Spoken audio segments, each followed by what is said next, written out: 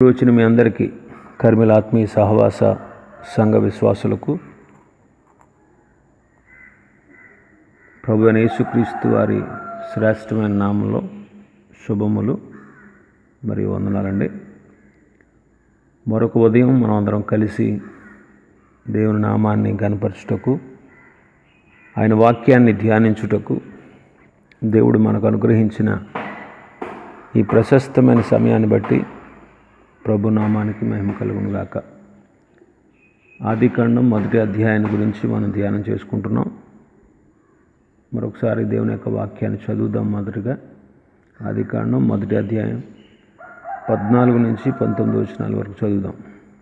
దేవుడు పగటిని రాత్రిని వేరుపరచునట్లు ఆకాశ విశాలమందు జ్యోతులు కలుగునుగాకనియు, అవి సూచనలను, కాలములను, దిన సంవత్సరములను సూచించుటకై ఉండునుగాకనియు, భూమి మీద వెలుగిచుటకు అవి ఆకాశ విశాలమందు జ్యోతులై ఉండునుగాకనియు పలికెను.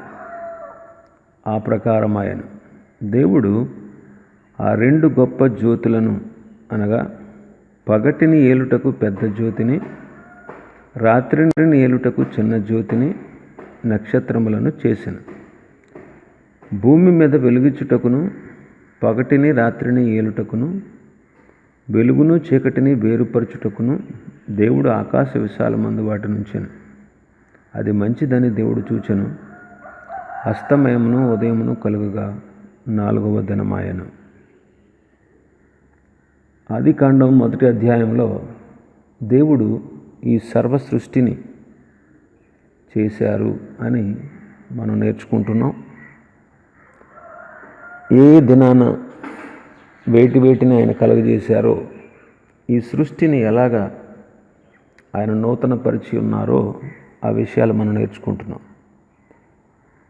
వాటిని మన ఆత్మీయ జీవితాలకు అన్వయించుకుని మనం ఏ రీతిగా ఉండాలి అనే విషయాన్ని కూడా మనం గ్రహించుకుంటూ ఉన్నాం. ఆధ్యాత్మికంగా మనకు ఎలాగా దేవుని వాక్యం ఉపయోగపడుతుందో అది మనం గ్రహించుకోగలగాలి. ప్రతి మాట, బైబిల్లో రాయబడిన ప్రతి మాట మనకు ఉపయోగపడేది, మనతోనే మాట్లాడేది, మనల్ని నూతనమైనటువంటి విధానంలో ప్రభువుకు దగ్గరగా మనల్ని నడిపించేది. ఈ విషయాన్ని మనం గుర్తుపెట్టుకోవాలి. మొదటి దినమున దేవుడు వెలుగు కలుగజేశాడు. అలాగే మనం కూడా చీకటిలో ఉన్న మనం, పాపంలో, అజ్ఞానంలో, మరణంలో ఉన్నటువంటి మనం వెలిగించబడాలి అని నేర్చుకున్నాం. 2వ దినమున ఆకాశ విశాలమును కలుగజేసి ఆకాశము క్రింది జలమును, ఆకాశము మీది జలమును వేరుపరిచారు. అలాగే విశ్వాసులైనటువంటి మనం, క్రీస్తుని ఎరిగినటువంటి మనం ఈ లోకంలో నుండి, పాపంలో నుండి ప్రత్యేకించబడిన జీవితాన్ని మనం కలిగి ఉండాలని నేర్చుకున్నాం.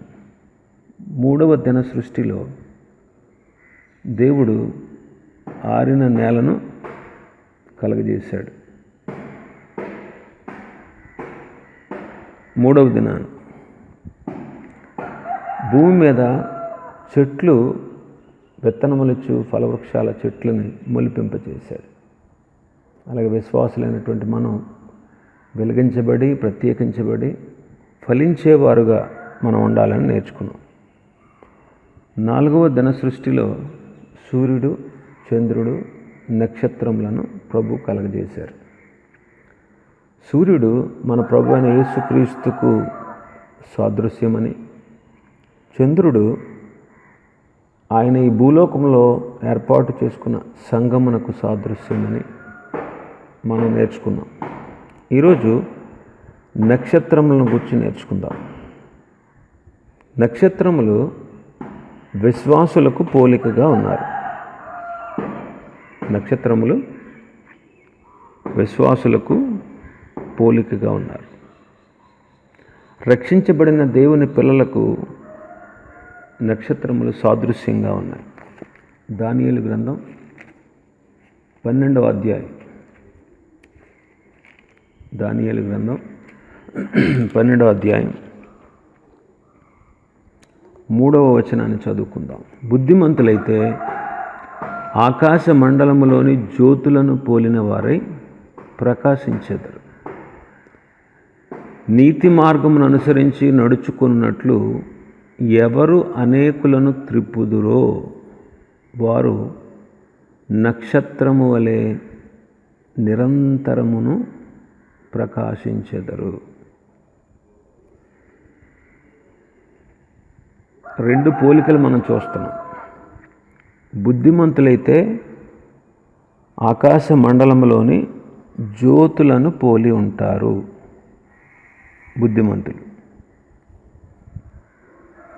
ఇంకా నీతి మార్గాన్ని అనుసరించి నడుచుకునేటట్లు ఎవరు అనేకులను త్రిప్పుతారో వారు నక్షత్రము వలె నిరంతరము ప్రకాశిస్తారు. నీతి మార్గాన్ని అనుసరించి అనేకులను ఎవరైతే త్రిప్పుతారో, కనుక దేవుని పిల్లలు అనేకుల్ని నీతి మార్గమును అనుసరించి నడిచేటట్లు మనం త్రిప్పాలి దేవుని వైపు. కాబట్టి నక్షత్రములు దేవుని పిల్లలకు సాదృశ్యంగా ఉన్నాయి. ఈ నక్షత్రాల గురించి కొన్ని ప్రాముఖ్యమైన విషయాలు మనం నేర్చుకుందాం. 147వ కీర్తన 147వ కీర్తన 4వ వచనాన్ని చదువుకుందాం. 147:4. నక్షత్రముల సంఖ్యను ఆయన నియమించి ఉన్నాడు, వాటికన్నిటికీ పేరులు పెట్టుచున్నాడు. నక్షత్రముల సంఖ్యను ఆయన నియమించి ఉన్నాడు, వాటికన్నిటికీ పేరులు పెట్టుచున్నాడు. ఇక్కడ 2 సత్యాలు ఉన్నాయి ఇందులో, ఈ వాక్యంలో. మొదటిది సంఖ్య, రెండవది వాటికి పేర్లు పెట్టుట. నక్షత్రముల సంఖ్యను ఆయన నియమించాడు అంటే నక్షత్రముల యొక్క లెక్క దేవుని దగ్గర ఉంది. మనం లెక్క పెట్టగలమా నక్షత్రాలని? లెక్క పెట్టినా మనకు కనబడేవే లెక్క పెట్టగలం. ఇంకా కనబడిన నక్షత్ర రాసులు ఎన్ని ఉన్నాయో. అలాగే రక్షించబడిన వారి యొక్క సంఖ్య, వారి యొక్క లెక్క, లేకపోతే రక్షించబడిన వారి యొక్క పట్టి దేవుని దగ్గర ఉన్నది. ఎవరి దగ్గర ఉంది? దేవుని దగ్గర. చూడండి, కీర్తన 69:28. జీవగ్రంథములో నుండి వారి పేరును తుడుపు పెట్టుము, నీతిమంతుల పట్టీలో వారి పేర్లు రాయకుము. నీతిమంతుల పట్టీ అని చెప్పబడింది. ఈ పట్టీలో ఉన్నవాళ్ళు మాత్రమే దేవుని రాజ్యంలో చేరగలరు. లూకాసు వార్త 10వ అధ్యాయం మనం చూస్తే 17వ వచనం నుంచి, లూకాసు వార్త 10:17 నుంచి 70 మంది శిష్యుల్ని ప్రభు ఇద్దరిద్దరుగా పరిచర్యకు పంపించారు. వాళ్ళందరూ సంతోషంతో పరిచర్య చేసి తిరిగి వచ్చారు ప్రభు దగ్గరికి. ప్రభువా, దెయ్యములు కూడా నీ నామం వలన మాకు లోబడుతున్నాయి అని సంతోషంగా వాళ్ళు చేసినటువంటి అద్భుతాలు, ఆశ్చర్యకార్యాలన్నీ చెప్పారు. ప్రభు అంటారు, సాతాను మెరుపు వలె ఆకాశం నుంచి కింద పడద్రోయబడడం నేను చూశాను. పాములు తేళ్లను తొక్కుటకు శత్రువు యొక్క బలమంతటి మీద మీకు నేను అధికారం ఇచ్చాను.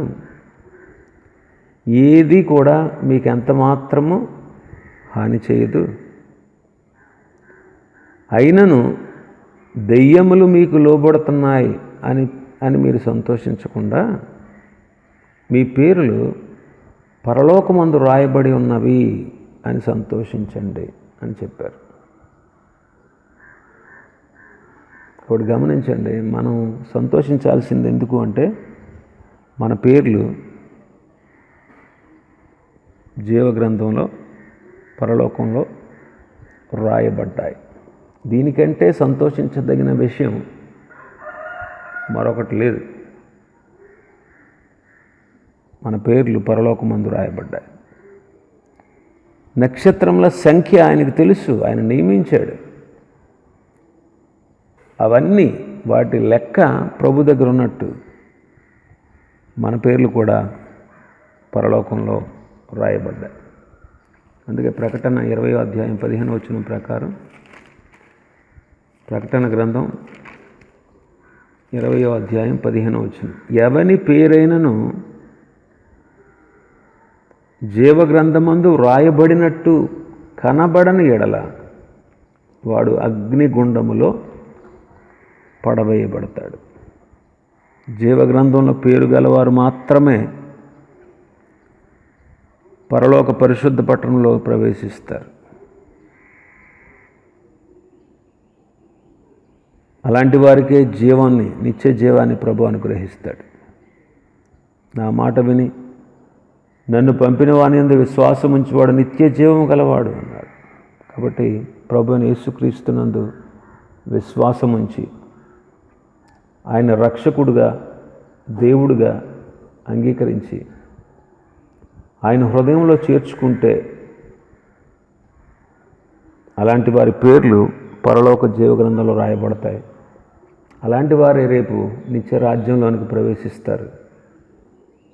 లేకపోతే వారు అగ్ని గంధకములతో మండుగుండములో పాలు పొందుతారు.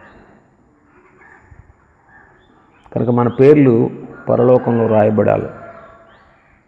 ఇంకా మీలో ఎవరైనా రక్షణ పొందిన వాళ్ళు ఉంటే మీ పేర్లు పరలోకంలో రాయబడి ఉండకపోతే నేడే యేసుక్రీస్తునందు విశ్వాసం ఉంచుట ద్వారా, రక్షించబడుట ద్వారా మీ పేర్లు పరలోకంలో రాయబడతాయి. ఇంకా విశ్వాసులైనటువంటి మనం, విశ్వాసులమే, మన పేర్లు విశ్వాస వీరుల జాబితాలో ఉండాలి. హెబ్రీ పత్రిక 11వ అధ్యాయంలో విశ్వాసుల వీరుల పట్టి ఉంది. బళ నమ్మకమైన మంచి దాసుడా, మంచి దాసురాలా అని చెప్పేటువంటి, ప్రభు చెప్పేటువంటి పట్టిలో మన పేర్లు ఉండాలి. పేతురు రాసిన 2వ పత్రికలో 2వ అధ్యాయం 7వ వచనంలో నీతిమంతుడైన లోతు అని ఉంది. లోతు నీతిమంతుడు అని ఉంది. కానీ హెబ్రీ పత్రిక 11వ అధ్యాయంలో అతని పేరు కనబడట్లేదు. అతడు విశ్వాసం కలవాడే కానీ విశ్వాస వీరుడు కాదు. కాబట్టి మన పేర్లు జీవగ్రంథంలో రాయబడాలి. రెండవది విశ్వాసుల వీరుల పట్టిలో రాయబడాలి. కాబట్టి మన జీవితాలు ఎలా ఉన్నాయి? విశ్వాసులమా, విశ్వాస వీరులమా? విశ్వాసిగా ఉండాలి. విశ్వాస వీరుడిగా ఉంటే మరి ఇంకా మంచిది. నీవు అనేకులను దేవుని వైపు త్రిప్పే నక్షత్రంలాగా ఉంటావు. రెండవది 147వ కీర్తన 4వ వచనం ప్రకారం రెండవ మాట ఏంటంటే నక్షత్రములకు పేర్లు పెట్టాడట. నక్షత్రములకు పేర్లు పెట్టాడు. యోబు గ్రంథం 38వ అధ్యాయం, యోబు గ్రంథం 38, 31, 32 వచనాలు చూద్దాం. కృత్తిక నక్షత్రములను నీవు బంధింపగలవా? మృగశీర్షకు కట్లను విప్పగలవా? వాటి కాలములలో నక్షత్ర రాశులను వచ్చినట్లు చేయగలవా? సప్తర్షి నక్షత్రములను వాటి ఉపనక్షత్రములను నీవు నడిపింపగలవా? ఇక్కడ పేర్లు కనపడుతున్నాయి. కృత్తిక, మృగశీర్ష, సప్తర్షి, ఉపనక్షత్రాలు. నక్షత్రములకు పేర్లు పెట్టినవాడు ఆయనే. అలాగే ప్రభువు తనను నమ్మిన వారికి పేర్లు పెట్టాడు. మనం ఇంతకుముందు ధ్యానాల్లో ధ్యానించాం. దేవుడు తను నమ్మినటువంటి వారికి, తన యందు విశ్వాసం ఉంచిన వారికి కొన్ని పేర్లు పెట్టారు. పరిశుద్ధుడని, నీతిమంతుడు, దేవుని కుమారులు, క్రీస్తు యొక్క మహిమ, వెలుగు సంబంధులు, యాజకులు, దేవుని రాజ్య వారసులు, రాజులు. ఇలాగా దేవుని గ్రంథంలో ఆయన పిల్లలైనటువంటి వారికి పేర్లు ఉన్నాయి. ఈ పేర్లకు తగినట్టుగా మనం జీవించాలి. ఈ పేర్లకు తగినట్లుగా, ఆయన మనకు పెట్టినటువంటి పేర్లకు తగినట్లుగా మనం జీవిస్తున్నామా లేదా? ఆ విషయాన్ని మనం ధ్యానం చేసుకోవాలి.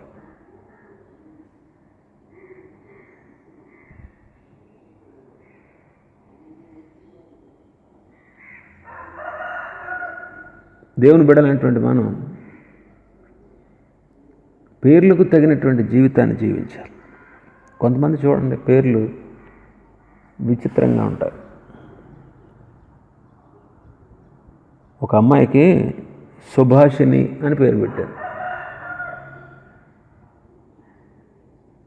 సుభాషిణి. సుభాషిణి అంటే బాగా మాట్లాడగలదు అని. కానీ ఆ పిల్లకి మాటలే రావు.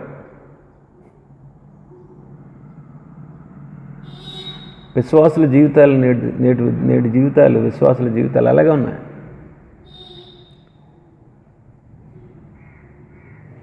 నాకు చాలాసార్లు అనిపిస్తుంది, నాకు ఒక దైవ సేవకుడు దానియేలు అని పేరు పెట్టాడు. అప్పటి నుంచి నేను ప్రతిరోజు ఆ పేరు నేను రాసుకున్నప్పుడు కానీ, ఎవరైనా పేరు పెట్టి పిలిచినప్పుడు కానీ నాకు అనిపిస్తుంది, పరిశుద్ధ గ్రంథంలో ఉన్నటువంటి దానియేలులాగా నేను ప్రవర్తిస్తున్నానా? దేవుడు దానియేలు వలె ఈ స్థితిని దేవుడు నాకు ఇచ్చాడు. నేను ఆయనలాగా, పరిశుద్ధ గ్రంథంలో ఉన్నటువంటి దానియేలు అనేటువంటి నీతిమంతుడిలాగా, ఆయన లాంటి ప్రార్థనా జీవితం, ఆయన లాంటి నమ్మకత్వం ఇంకా నాకు పూర్తిగా లేదా అనిపిస్తూ ఉంటుంది కొన్ని సందర్భాలు. కాబట్టి పేరుకు, మనకు దేవుడు మనకు పెట్టినటువంటి పేర్లకు తగినట్టుగా పరిశుద్ధులుగా, నీతిమంతులని పేరు పెట్టాడు కాబట్టి ఆయన నీతిమంతులుగా, యాజకులని పేరు పెట్టాడు కాబట్టి నిత్యం ఆయన సేవించేవారుగా, రాజులైన దేవుని ప్రజలని పేరు పెట్టాడు కాబట్టి ఆయనకు తగినటువంటి విధంగా మనం జీవిస్తే మనకెంతో మేలు. రెండవ మాట 38వ అధ్యాయం యోబు గ్రంథం 7వ వచనం. 38:7. ఉదయ నక్షత్రములు ఏకముగా కూడి పాడినప్పుడు, ఉదయ నక్షత్రములు ఏకముగా కూడి పాడినప్పుడు అని చదువుతున్నాం. అంటే నక్షత్రాలంటే ఎవరు? మనమే, విశ్వాసులైనటువంటి మనకి నక్షత్రాల పోలిక. అలాగే దేవుని పిల్లలు ఎల్లప్పుడూ కూడా దేవుని గూర్చి గానము చేసేవారుగా ఉండాలి. దేవుని గూర్చి గానము చేయాలి, ప్రభువుని స్తుతించాలి. కొలస్సీ పత్రిక 3వ అధ్యాయం 16వ వాక్యాన్ని చదువుకుందాం. సంగీతముతోనూ కీర్తనలతోనూ ఆత్మ సంబంధమైన పద్యములతోనూ ఒకనికి ఒకడు బోధించుచు బుద్ధి చెప్పుచు కృపాసహితముగా మీ హృదయములలో దేవుని గూర్చి గానము చేయుచు సమస్త విధములైన జ్ఞానముతో క్రీస్తు వాక్యము మీలో సమృద్ధిగా నివసింపనీయుడి. సంగీతములతో కీర్తనలతో ఆత్మ సంబంధమైన పద్యములతో ఒకనికి ఒకడు బోధించుకుంటూ బుద్ధి చెప్పుకుంటూ కృపాసహితముగా మీ హృదయములలో దేవుని గూర్చి గానము చేయుచు సమస్త విధములైన జ్ఞానముతో దేవుని వాక్యము మీలో సమృద్ధిగా నివసింపనీయండి అంటున్నాడు. యాకోబు గారు అంటాడు 5వ అధ్యాయం 13వ వచనంలో, యాకోబు పత్రిక, మీలో ఎవరికైనాను సంతోషము కలిగిన వాడు కీర్తనలు పాడాలి అంటున్నాడు. కీర్తనకారుడు 71వ కీర్తన 8వ వచనం అంటాడు, నీ కీర్తితోనూ నీ ప్రభావ వర్ణనతోనూ దినమెల్లా నా నోరు నిండి ఉన్నది అని చెప్తున్నాడు. పౌలు శీలలు బంధించబడ్డారు, చెరసాలలో వేయబడ్డారు. మధ్యరాత్రి వేళ వాళ్ళకు మెలకు వచ్చాక ప్రార్థన చేసి కీర్తనలు పాడడం మొదలుపెట్టారంట. కీర్తనలు పాడడం మొదలుపెట్టారు. అంతే, అక్కడ ఉన్న వాళ్ళు ఖైదీలు వింటూ ఉన్నారు. చెరసాల పునాదులు అదిరాయంట. ఖైదీలు ఎవ్వరూ పారిపోలేదంట, తలుపులు తెరుచుకున్నా సరే. పౌలు గారు అంటాడు, నిన్ను నువ్వు ఏ హాని చేసుకోవద్దు, మేమందరం ఇక్కడే ఉన్నాం, మేమందరం ఇక్కడే ఉన్నాం, నీవు ఏ హాని చేసుకోకు అంటున్నారు. కీర్తనలు పాడారంట వాళ్ళు, కీర్తనలు పాడారు. మనం కూడా నిత్యము ప్రభువుని స్తుతించాలి, ప్రభువుని గూర్చి గానము చేయాలి. నీ తోటి వారికి ప్రభువుని గూర్చి తెలియపరచాలి. నీలో నీవు దేవుని గురించినటువంటి కీర్తనలు పాడుతూ నిత్యము ప్రభుని స్తుతించాలి. మన సమయం దొరికినప్పుడల్లా, ఖాళీ దొరికినప్పుడల్లా ఇదే ధ్యాస. కాస్త ఒక గంట టైం ఉందనుకోండి, అక్కడికి వెళ్ళాలి ఇక్కడికి వెళ్ళాలి అనిపిస్తుంది చాలామందికి. అలా కాకుండా దేవుని ప్రజలు ఒక గంట సమయం దొరికితే ఒక అరగంట వాక్యం చదివి ఒక అరగంట ప్రార్థన చేసుకుంటే, ఎప్పుడైనా సరే ఏ టైం అయినా సరే సమయం దొరికింది, దాన్ని సద్వినియోగం. అందుకే అన్నాడు, సమయంను సద్వినియోగం చేసుకోండి అన్నాడు. అజ్ఞానుల్లాగా కాకుండా జ్ఞానుల్లాగా ప్రవర్తించండి అన్నాడు. మీ ఫ్రెండ్స్తో ఉన్నావు, వాళ్ళకి దేవుని మాటలు చెప్పు. ఖాళీ దొరికితే నేను ఉద్యోగం చేసుకుంటూ లేకపోతే పని చేసుకుంటూ ఆ పనిని పాడు చేయమని చెప్పట్లే, నేను మానేమని చెప్పట్లా. మీరు చేయండి, మీ పనులు మీరు చేసుకోండి, చేసుకోవాలి. చేసుకోకపోతే ఎలా? దాంతోపాటు ఆధ్యాత్మికమైనటువంటి మీరు ఒక్కళ్ళే ఉన్నారు, లేకపోతే మీరు ఎక్కడో ప్రయాణంలో ఉన్నారు. ప్రయాణంలో ఉన్నప్పుడు దేవుని గురించి పాటలు పాడుకోండి. ఇక్కడ భక్తుడు అన్నాడు, నీ కీర్తితో నీ ప్రభావ వర్ణనతో దినమెల్లా నా నోరు నిండి ఉంది అంటున్నాడు. అందుకే 118వ కీర్తన అంటాడు భక్తుడు, నీతిమంతుల గుడారముల్లో రక్షణను గూర్చిన ఉత్సాహ సునాదము వినబడుతుంది అన్నాడు. కాబట్టి మనం నిత్యము ప్రభువుని కీర్తించడం అనేది అది ఎంతో మనకు దీవెనకరం. 3వ మాట, న్యాయాధిపతులు 5వ అధ్యాయం. న్యాయాధిపతులు 5వ అధ్యాయం. మనం 4వ దిన సృష్టిలో ఉన్నాం. ఆదికాండం 1వ అధ్యాయంలో 4వ దిన సృష్టి. 4వ దిన సృష్టిలో దేవుడు సూర్యుడు, చంద్రుడు, నక్షత్రములను చేశాడు. సూర్యుడు ప్రభువైన యేసుక్రీస్తుకు, చంద్రుడు సంఘానికి, నక్షత్రములు విశ్వాసులైన మనకు సూచనగా ఉన్నాయి. నక్షత్రములు మనకు నేర్పించే పాఠాలు ఏంటో మనం నేర్చుకుంటున్నాం. 3వ పాఠం న్యాయాధిపతులు గ్రంథం 5వ అధ్యాయం 20వ వచనం. నక్షత్రములు ఆకాశము నుండి యుద్ధము చేసెను. నక్షత్రములు తమ మార్గములలో నుండి సీసెరాతో యుద్ధము చేసెను. దెబోరా అనే ప్రవక్త్రి కాలంలో ఆమె ఇశ్రాయేలులకు న్యాయాధిపతిగా ఉంది. ఆమె ఒక ప్రవక్త్రి. ఆ కాలంలో బారాకు అనే అతను బలాఢ్యుడు, కాకపోతే కాస్త పిరికివాడు.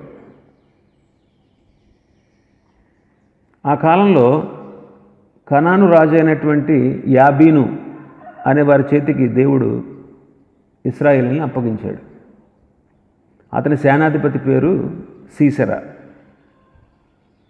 అతడు 20 సంవత్సరాలు ఇశ్రాయేలీల్ని కఠినమైన బాధలు పెట్టాడు.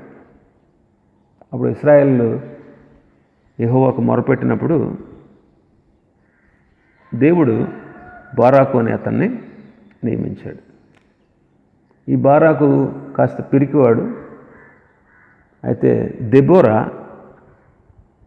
అతన్ని బలపరిచింది. అప్పుడు అతను యుద్ధానికి వెళ్ళాడు. యాయేలు అనే స్త్రీ ఈ సీసెరా అనే అతన్ని చంపేసింది. అది మీరంతా చదివితే తెలుస్తుంది, 4వ అధ్యాయం చదివితే. ఆ తర్వాత ఇశ్రాయేలుకు విజయం వచ్చింది. అప్పుడు కనాను రాజు అయిన యాబీన్ అనేవాడిని ప్రభు అణిచివేశాడు. ఆ దినాన విజయం పొందిన తర్వాత దెబోరా, బారాకు వీళ్ళిద్దరూ ఈ కీర్తన రాశారు. ఈ కీర్తనలో నక్షత్రములు ఆకాశములో నుండి యుద్ధం చేశాయి అన్నారు. నక్షత్రాలంటే ఎవరని చెప్పుకున్నాం? మనమే. కాబట్టి మనం కూడా యుద్ధ రంగంలో ఉన్నాం. మనం కూడా క్రీస్తు సైనికులు.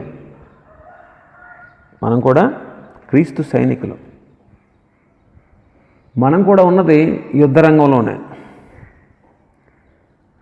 మన శత్రువులు ఎవరు? ఇరుగు పొరుగు వాళ్ళు, మనుషులు కాదు. మన ప్రధాన శత్రువు అపవాది, సాతానే. మీ విరోధి అయిన అపవాది గర్జించు సింహం వలె ఎవరిని మింగుదునా అని వెతుకుచూ తిరుగుతున్నాడు అంటాడు పేతురు గారు తన పత్రిక, మొదటి పత్రిక 5వ అధ్యాయం 8వ వచనంలో. మన విరోధి ఎవరంటే శత్రువు అయిన సాతానే. ఇంకా మన విరోధి ఎవరు అంటే మన శరీరమే. శరీర కార్యాల గురించి చెప్పుకున్నాం. అవన్నీ మన శరీరం ఆశించి మనల్ని విశ్వాసం నుంచి తొలగిస్తుంది. శరీర కార్యాల గురించి మనం గతంలో కొన్ని విషయాలు ధ్యానం చేశాం. ఇంకా మన శత్రువులు ఎవరంటే లోకం కూడా మనకు శత్రువే. అందుకే యాకోబు పత్రికలో యాకోబు గారు 4వ అధ్యాయం 4వ వచనంలో ఏమన్నాడు?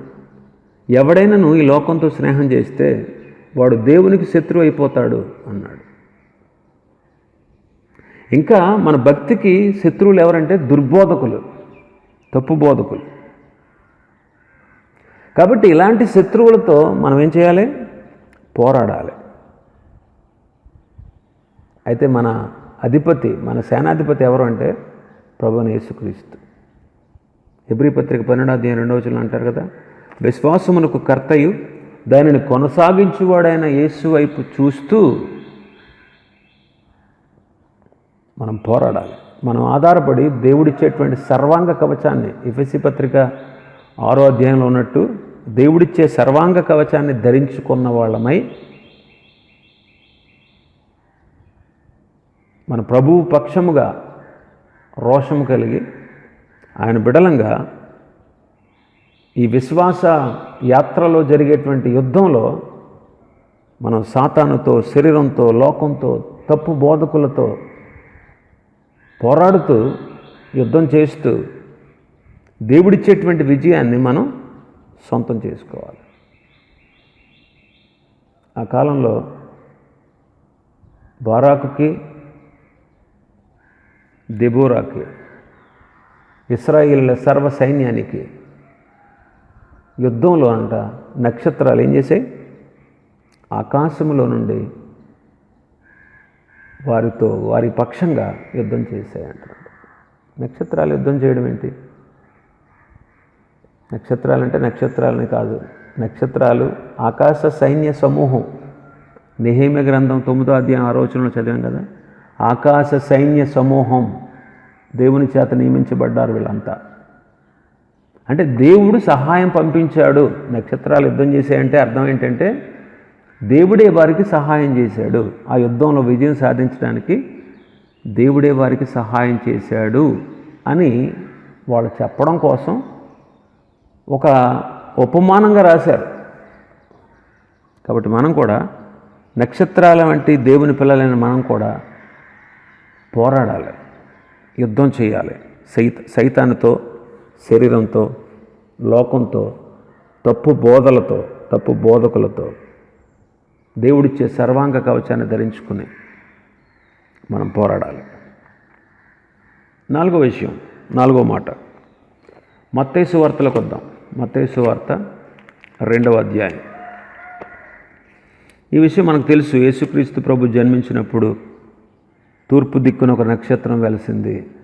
ఆ నక్షత్రం చేసిన పనులు మనం డిసెంబర్ మాసంలో, క్రిస్మస్ కాలంలో తెలుసుకుంటూ ఉంటాం. అది జ్ఞానుల్ని, తూర్పు దేశపు జ్ఞానుల్ని యేసు ప్రభు దగ్గరికి నడిపించింది.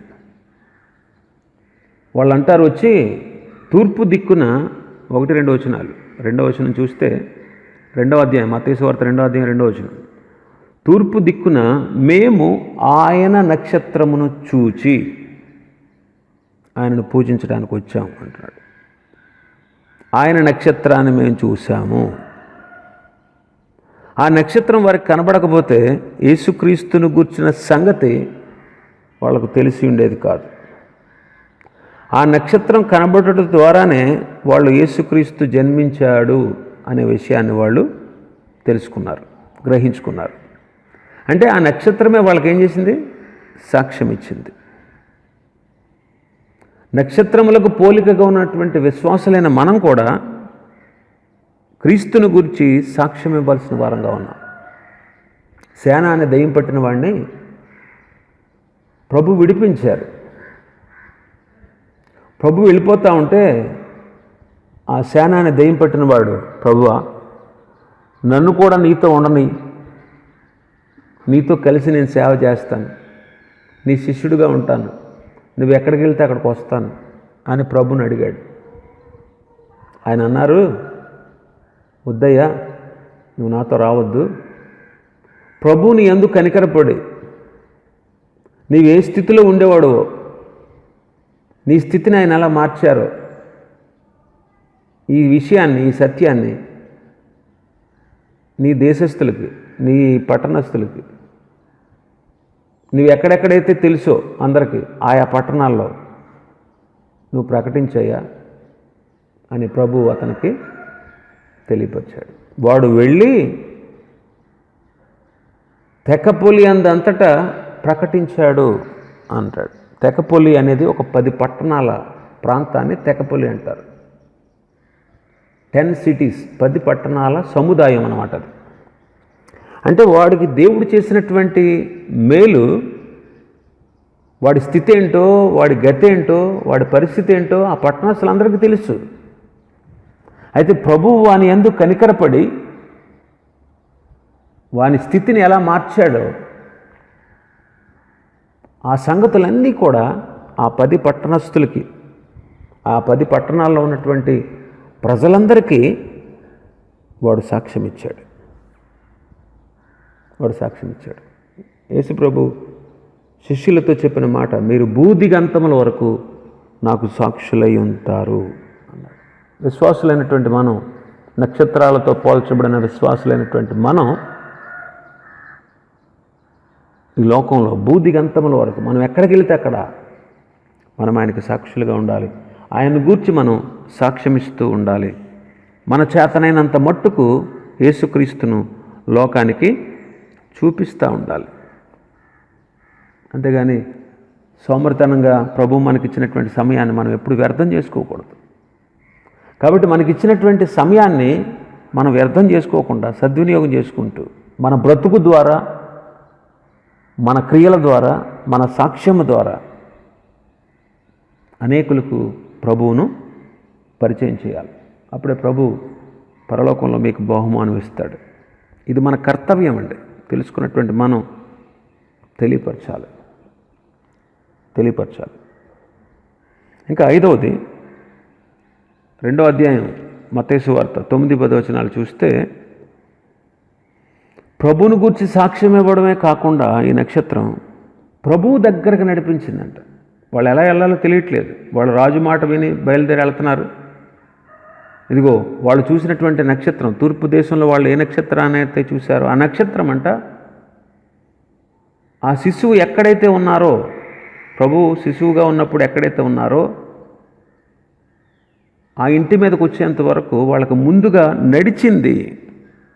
నడిపించింది. మన స్థితి కూడా మనం అలా ఆలోచన చేస్తే, మనకంటే ముందున్న వారు మనల్ని ప్రభు దగ్గరకు నడిపించారు కాబట్టే ఈనాడు మనం ప్రభువులో ఆనందిస్తున్నాం. మనకంటే ముందున్న వాళ్ళు మనల్ని ప్రభు దగ్గరికి నడిపించారు. అందుకే ఈనాడు ప్రభువులో ఆనందిస్తున్నాం. ప్రభు ఇచ్చేటువంటి సకల ఆశీర్వాదాలు మనం పొందుకుంటున్నాం.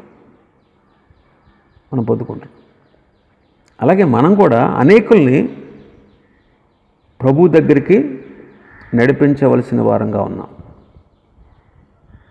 పౌలు గారు అంటాడు, కొరింథీయులకు రాసిన మొదటి పత్రిక 9వ అధ్యాయం,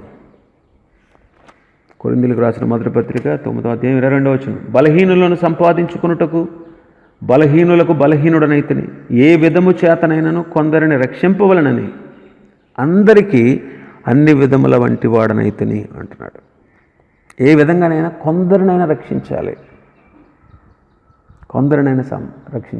మనం కూడా కనీసం కొంతమందినైనా ప్రభు దగ్గరికి మనం నడిపించాలి.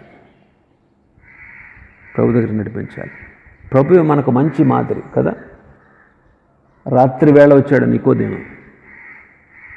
నికోదేముతో ప్రభువు మాట్లాడారు. రాత్రి వేళ వచ్చాడు. ఇప్పుడు వచ్చామండి, రెస్ట్ తీసుకోవద్దా, నిలవతలుగా అనలా. ప్రభు రాత్రి వేళ వచ్చాడు. ప్రభు అతనితో మాట్లాడాడు. నికోదేము ప్రభుని అంగీకరించాడు. బిట్ట మధ్యాహ్నం వేళ సమరయ స్త్రీ దగ్గరికి వెళ్ళి సమరయ స్త్రీతో మాట్లాడాడు. ఆమె ద్వారా సమరయులందరినీ, చాలామందిని, సమరయులకి మొట్టమొదట సువార్త అందించింది ఎవరు తెలుసా? సమరయ స్త్రీయే. వాళ్ళందరినీ తీసుకొచ్చేసింది, ఆ ఊరోళ్ళందరినీ. మన ప్రభువు చూపించిన మార్గం ఇది. మనం కూడా వ్యక్తిగతంగా మనం ప్రార్థన చేసుకోవాలి. ప్రార్థన చేసుకుని మనం నశించిపోతున్నటువంటి మన బంధువులు, స్నేహితుల కోసం ప్రార్థన చేస్తూ ఉంటాం. ప్రార్థన చేసినప్పుడు ఆ ప్రార్థన చేయగా ప్రభు నిన్ను ప్రేరేపిస్తాడు. ఇదిగో పలానోళ్ళ దగ్గరికి వెళ్ళి ఈ టైంలో సువార్త చెప్పు అని ప్రభు ఆత్మ నిన్ను ప్రేరేపిస్తాడు. అప్పుడు నువ్వు ప్రార్థన చేసి అప్పుడు వెళితే నీకు దేవుడు ప్రతిఫలాన్ని ఇస్తాడు. అంతేగాని వచ్చిన ప్రతిసారి వాళ్ళు బురదనేసామనుకో, మన ఇంటికి రావడానికి భయపడిపోతారు. అర్థమవుతుందా? ఇప్పుడు జ్వరం వచ్చాక మందు ఇవ్వాలా? జ్వరం వస్తుందని ముందే పారాసెటమాల్ వేసేసుకుంటే ఎలా ఉంటుంది? జ్వరం వచ్చాక మందు ఇవ్వాలి.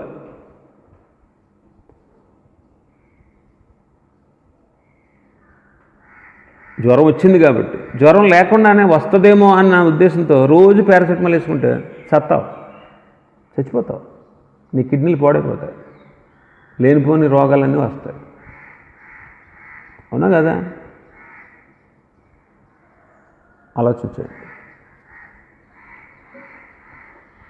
టైం ఉంటుందండి. మనం ప్రార్థన చేస్తే ఆ టైం ఏంటో మనకు తెలుస్తుంది. వాళ్ళ కోసం అసలు ప్రార్థన చేయకుండా నువ్వు వెళ్ళి వారు చెప్పేస్తే అది ఫలించదు. పోనీ నువ్వు వెళ్ళి చెప్పావు, చెప్పిన తర్వాత అయినా దానికోసం ఏం చేయాలి? ప్రార్థన చేయాలి. ప్రభువా పలానా వాళ్ళతో నీ విషయాలన్నీ చెప్పాను, వాళ్ళ మార్పు కలగజేయండి అని ప్రార్థన చేస్తూ ఉండాలి. అప్పుడే దేవుడు కార్యం చేస్తాడు. అలాగే మనం కూడా అనేకులను ప్రభు దగ్గర నడిపించాలి. 6వది యోబు గ్రంథం 38వ అధ్యాయం 32వ వచనం. యోబు గ్రంథం 38వ అధ్యాయం 32వ వచనం. వాటి వాటి కాలములలో నక్షత్ర రాశులను వచ్చినట్లు చేయగలవా? వాటి వాటి కాలములలో అంటున్నాడు. వాటి వాటి కాలములలో దేవుడు తన సేవకుల్ని ఏ ఏ సమయాల్లో ఎలాగ రప్పించి వాడుకోవాలో ఆయన అలా వాడుకుంటాడు.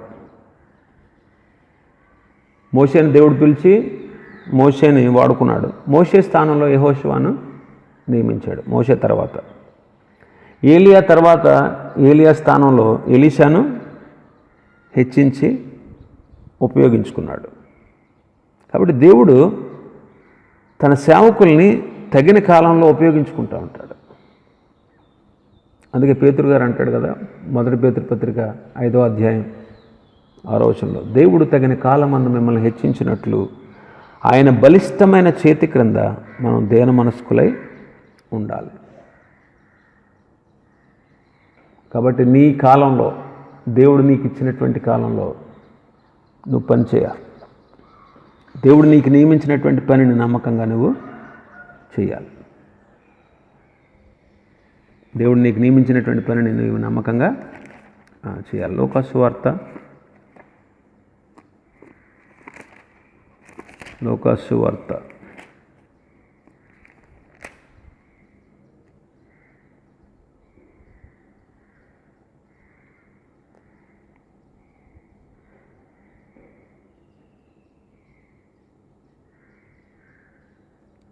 అధ్యాయం 23వ వచనం. అతడు సేవ చేయు దినములు సంపూర్ణమైనప్పుడు తన ఇంటికి వెళ్ళాను. జకర్యా గురించి చెప్పబడిన మాట.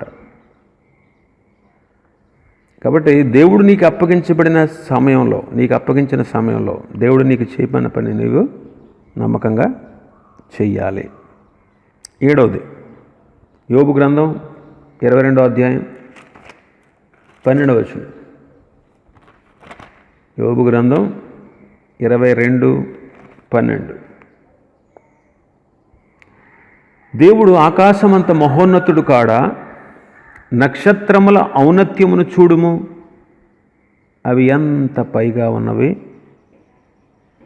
నక్షత్రముల ఔన్నత్యము చూడుము. అవును, నక్షత్రాలు చాలా ఔన్నత్యం గలవి. చంద్రుడు 2,38,000 మైళ్ళ దూరంలో ఉన్నాడంట. సూర్యుడు మనకి 9,30,00,000 మైళ్ళ దూరంలో ఉన్నాడంట. వెలుగు యొక్క వేగం నిమిషానికి 1,11,00,000 మైళ్ళు. ఒక నిమిషానికి 1,11,00,000 మైళ్ళు ప్రయాణం చేస్తాట.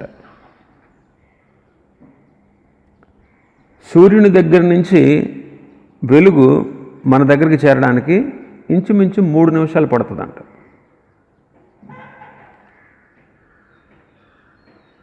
నక్షత్రాల యొద్ద నుండి వెలుగు మన దగ్గర ప్రయాణం చేయడానికి చాలా కాలం పడుతుందంట. ఆల్ఫా సెంటారీ అనే నక్షత్రాన్ని నుండి ఆ వెలుగు భూమి మీదకి రావాలంటే 4 సంవత్సరాలు పడుతుందని శాస్త్రజ్ఞులు చెప్పారు. అసలు కొన్ని నక్షత్రాల వెలుగంట ఇంకా భూమి మీదకి చేరలేదంట. ఇవన్నీ సైంటిస్టులు లెక్కలు వేసి చెప్పారు. ఆలోచన చేయండి, దేవుని బిడ్డలైనటువంటి మనం కూడా ఎవ్వరికీ అందనంత ఎత్తుగా ఎవరూ ఊహించలేనంత గొప్పగా మన ఔన్నత్యం ఉండాలి.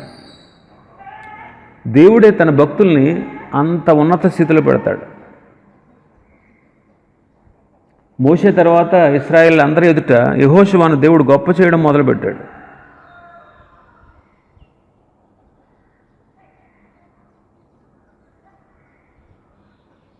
ఐగుప్తీయులు యోసేపులో బానిసత్వాన్ని చూశారు, కానీ దేవుడు అతనిలో ప్రధానమంత్రిని చూశాడు. దావీదుని అందరూ తండ్రితో సహా అందరూ దావీదులు గొర్రెల కాపరినే చూశారు, కానీ మన ప్రభు మాత్రమే అతని రాజుగా చూశాడు. కాబట్టి దేవుడే తన భక్తుల్ని హెచ్చిస్తాడు. ఆయన మనల్ని హెచ్చించినప్పుడు మనం ఉన్నతమైనటువంటి స్థితిలో ఉండాలి.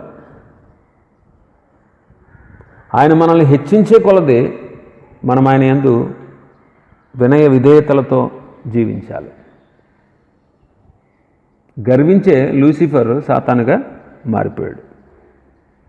కాబట్టి మనం గర్వించకుండా మనం ఆయన అడుగుజాడల్లో ఇంకా ఆయనకు విధేయులంగా మనల్ని ఆయన ఉన్నత స్థితికి తెచ్చిన కొలది మరింత దీనులుగా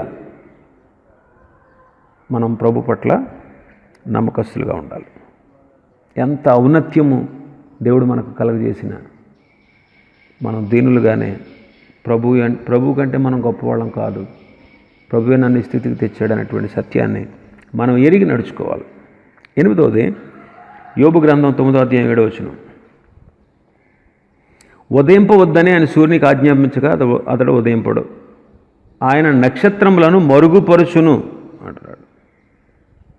కొన్నిసార్లు మరుగుపరుస్తాడు, తన భక్తుల్ని మరుగు చేస్తాడు, తన భక్తుల్ని దాస్తాడు. ఏలియాను దాచినప్పుడు ఆహాబు కనుగొనలేకపోయాడంట. ఎన్ని చోట్లకు తిప్పాడనట ఏలియాను పట్టుకుందాం చంపేద్దామని. చాలా ఆ విషయాన్ని అతని గృహ నిర్వాహకుడు ఓబద్య చెప్తాడు ఆ మాటలు. ఎన్ని చోట్లకు పంపించాడనట సైనికుల్ని ఏలియాను పట్టుకురండి చంపేద్దామని. కానీ ప్రభు ఏలియాని ఆ రాజు చేతికి దొరకనివ్వలేదు. కాబట్టి దేవుడు కొన్నిసార్లు తన భక్తులను దాస్తాడు, కొన్నిసార్లు మరుగైన స్థలాల్లో ఉంచుతాడు. ఆయన మరుగుపరిచినప్పుడు మనం మరుగుగా ఉండడమే మన బాధ్యత. చూడండి, కొంతమందిని దేవుడు మరుగుపరిచాడు, పద్మాసు ద్వీపంలోకి పంపేశాడు శిష్యుడైన యోహాన్ని. అందుకే ప్రకటన గ్రంథం మన చేతికి వచ్చింది. ప్రకటన గ్రంథం మన చేతికి వచ్చింది. అంటే కొన్నిసార్లు ప్రభు మరుగుపరుస్తాడు. ప్రభు మనల్ని మరుగుపరిచి మన చేత గొప్ప కార్యాలు చేయిస్తాడు. మన చేత గొప్ప కార్యాలు చేయిస్తాడు, మరుగుపరుస్తాడు. ఒక విషయం గమనించండి, కొంతమంది సేవకులు చేసే పరిచర్య గొప్పదని చాలామంది విశ్వాసులు భావిస్తూ ఉంటారు. కొంతమంది విశ్వాసుల పనులే బయటికి బాహాటంగా కనబడతాయి, కొందరి రహస్యంగా ఉంటాయి. ఇవన్నీ మన పరలోకానికి వెళ్ళాక మనకు అర్థమవుతాయి. కాబట్టి ప్రభువు నిన్ను మరుగు చేసినప్పుడు నువ్వు దాగి ఉండడం, నువ్వు మరుగై ఉండడం, అది నీ జీవితానికి ఎంతో ఆశీర్వాదం. 9వది యోబు గ్రంథం 9వ అధ్యాయం 9వ వచనం. ఆయన స్వాతి, మృగశీర్షము, కృత్తిక అని వాటిని, దక్షిణ నక్షత్ర రాశులను చేసినవాడు లేక సృష్టించినవాడు. అలాగే విశ్వాసులైనటువంటి మనం ఆయనలో నూతన సృష్టిగా చేయబడ్డాం. మనం ఆయన యొక్క చేతి పని ఉన్నాం. మనం క్రీస్తునందు నూతన సృష్టిగా చేయబడ్డాం. కాబట్టి మన యావత్ జీవితం ఆయన కొరకే వాడబడాలి, ఆయన కొరకే మనం జీవించాలి, ఆయన కొరకే మన జీవితాల్ని త్యాగం చేయాలి. నక్షత్రాలు నేర్పించిన పాఠాలు మరొకసారి గుర్తు చేస్తాను. మనకు పేర్లు పెట్టాడు, మన సంఖ్యను నియమించాడు. మన పేర్లు పరలోక జీవ గ్రంథంలో రాశాడు. మన లెక్క, మన పేర్లు ఆయనకు తెలుసు. మన పరిశుద్ధులని, నీతిమంతులని, దేవుని కుమారులని, క్రీస్తు మహిమని, వెలుగు సంబంధులని, యాజకులని, దేవుని పిల్లలని, దేవుని రాజ్య వారసులని, రాజులైన దేవుని సేవకులని ప్రభు మనకు పేర్లు పెట్టాడు. ఆ పేర్లు పెట్టిన ప్రకారంగా మనం జీవించాలి. పేరుకు తగిన జీవితాన్ని జీవించాలి. 2, నక్షత్రములు పాడుతాయంట. అలాగే మనం కూడా నిత్యము ఆయన కీర్తితో, ఆయన ప్రభావ వర్ణనతో నిత్యము మనం ఆయన స్తుతించాలి, కీర్తించాలి. 3వది, యుద్ధం చేస్తాయి. మనం కూడా అపవాదితో, శరీరంతో, లోకంతో, దుర్బోధలతో యుద్ధం చేయాలి. 4వది, సాక్ష్యం ఇస్తాయి. మనం కూడా బూదిగంతముల వరకు సాక్షులమై ఉండాలి. 5, ప్రభు యొద్దకు నడిపించింది నక్షత్రం, జ్ఞానుల్ని. మనం కూడా అనేకులను ప్రభు దగ్గరికి నడిపించాలి. 6వది, ఆయా సమయాల్లో దేవుడు నీకు ఇచ్చినటువంటి ఆ పనిని నీవు నెరవేర్చి చూపించాలి. ఏ సమయం నీకు నియమించాడో ఆ సమయంలో నీవు నీ దేవుని పని చేసి దేవుని పట్ల నమ్మకమైన వ్యక్తిగా ఉండాలి. 7వది, నక్షత్రముల ఔన్నత్యము కలవై. మనల్ని ఔన్నత్య స్థితికి నడిపించేవాడు ప్రభువే. ఆయన ఇచ్చిన ఔన్నత్యాన్ని బట్టి అతిశయించకుండా ఆయన పట్ల విధేయత భావం కలిగి ఉండాలి. 8వది, కొన్నిసార్లు నక్షత్రములను మరుగుపరుస్తాడు. ఆయన దాచి ఉంచుతాడు. ఆయన దాచినప్పుడు, ఆయన మరుగుపరిచినప్పుడు మనం మరుగు అవ్వాలి. మన గొప్పతనాన్ని ప్రదర్శించుకోకూడదు. ఆయన హెచ్చించాలి, మనం తగ్గాలి. ఆయన కనపరచాలి. నూతన సృష్టిగా చేయబడిన మనం నిత్యము మన జీవితాన్ని ప్రభు కోసం దారిపోయాలి. అప్పుడే దేవుడు మనల్ని ఆశీర్వదిస్తాడు. ప్రార్థన చేసుకుందాం. కృపాసత్య సంపూర్ణుడా, ప్రేమస్వరూపి, నీకు స్తోత్రాలు. ఈ ఉదయకాలం మేమందరం కలిసి నీ సన్నిధిలో చేరి మిమ్మల్ని స్తుతించి ఆరాధించుటకు, నీ వాక్యాన్ని ధ్యానించి మా జీవితాన్ని సరిచేసుకున్నటకు మీరు మాకు ఇచ్చిన అవకాశాన్ని బట్టి స్తోత్రాలు. నక్షత్రముల గురించి, 4వ దిన సృష్టిలో నక్షత్రములను, మీరు చేసినటువంటి నక్షత్రముల గురించి మాకు కొన్ని విషయాలు నేర్పించారు. ప్రభువా, మా సంఖ్య మీకు తెలుసు. మా పేర్లు మీ జీవగ్రంథంలో రాసుకున్నారు. విశ్వాసుల వీరుల జాబితాలో కూడా మా పేరు ఉండాలి అని మాకు బోధించారు. అవును ప్రభువా, మేము విశ్వాసుల వీరులుగా మేము జీవించటకు సహాయం చేయండి. మాకు పెట్టబడిన పేరుకు తగినటువంటి జీవితాన్ని జీవించటకు సహాయం చేయండి. నిత్యము నీ కీర్తితో, నీ ప్రభావ వర్ణనతో దినమెల్లా మేము నిన్ను స్తుతించుటకు సహాయం చేయండి. ఈ పోరాటంలో, ఈ యుద్ధంలో మేము సాతానుతో, శరీరంతో, లోకంతో, దుర్బోధలతో నిత్యము మీరు ఇచ్చేటువంటి సర్వాంగ కవచాన్ని ధరించుకుని యుద్ధం చేస్తూ వాటిపై విజయం సాధించుటకు సహాయం చేయండి. నక్షత్రం వలె మేము కూడా మీకు సాక్షులమై ఉండుటకు సహాయం చేయండి.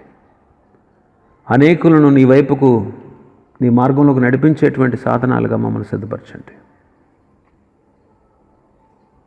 వాటి కాలముల్లో నక్షత్రాలను మీరు రప్పించినట్లు మాకు ఇవ్వబడినటువంటి ఆ కాలంలో మేము పనిచేస్తూ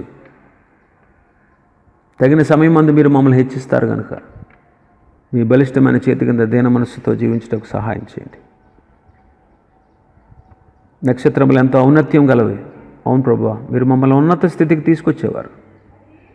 మమ్మల్ని ఎంత ఉన్నతమైన స్థితికి తీసుకువెళ్ళినా మేము ఎప్పుడూ అతిశయించకుండా, గర్వించకుండా, లూసిఫర్ వలె గర్వించి పడిపోకుండా మీ పట్ల నమ్మకస్తులుగా బ్రతుకుటకు సహాయం చేయండి.